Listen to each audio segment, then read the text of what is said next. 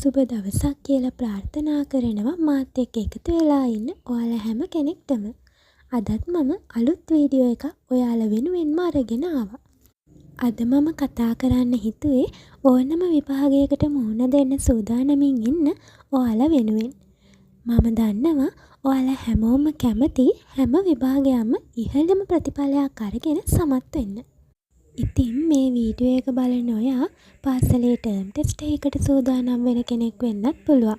එහෙම නැත්නම් ජීවිතේ කඩින් විභාගවලට, ඒ කියන්නේ O level, A level වගේ විභාගයකට මහන්සි වෙන කෙනෙක් වෙන්නත් පුළුවන්. තව කෙනෙක් කැම්පස් එකේ එක්සෑම් එකකට පාඩම් කරන කෙනෙක් වෙන්නත් පුළුවන්.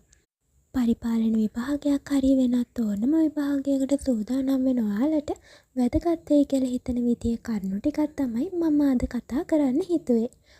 මම හැම වෙලාවෙම කියන දෙයක් තමයි විශ්වය ඔයාට ආශිර්වාද කරන්නේ ඔයා ඒ ඉල්ලන ප්‍රාර්ථනාව ඉටු කරගන්න ඔයත් මහන්සි වෙනවා නම් විතරයි කියන දේ.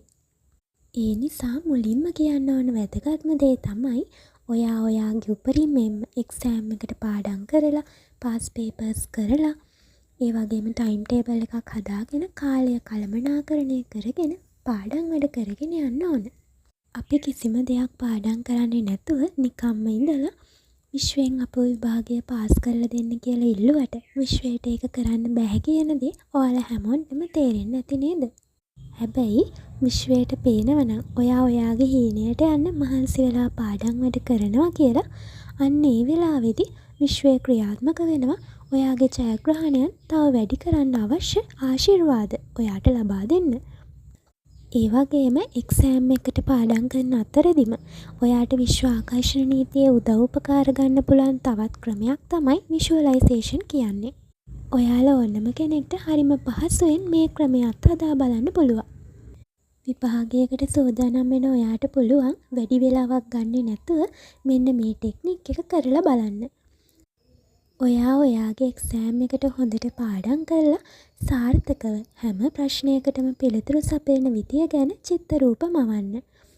ඔයා හොඳට පාඩම් කරපු, ඔයාට ලේසියෙන්ම පිළිතුරු සපයන්න පුළුවන් විදිය ප්‍රශ්න ඔයාට ප්‍රශ්න පත්‍රයේ ලැබිලා තියෙනවා හිතින් දකින්න.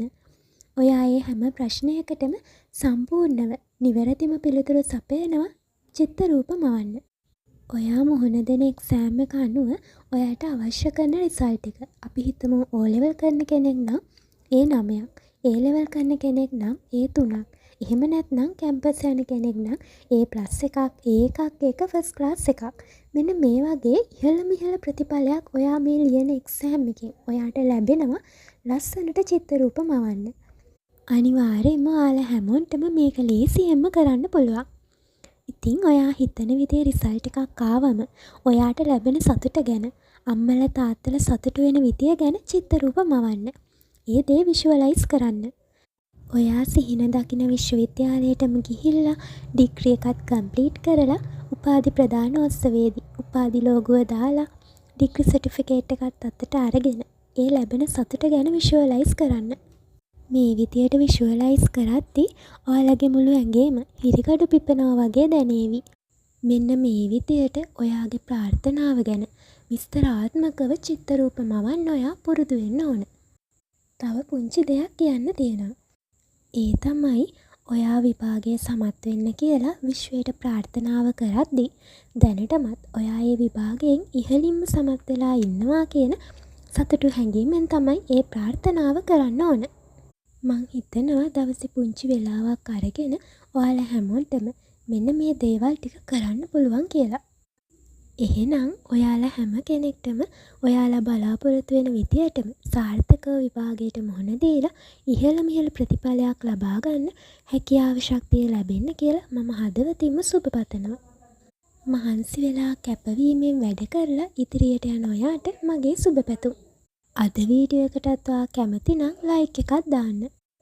Abundance of Blessings මගේ YouTube channel එක subscribe කරලා දිගටම මාත් එක්ක එකතු වෙලා ඉන්න කියලා ඔයාලට ආරාධනා කරනවා.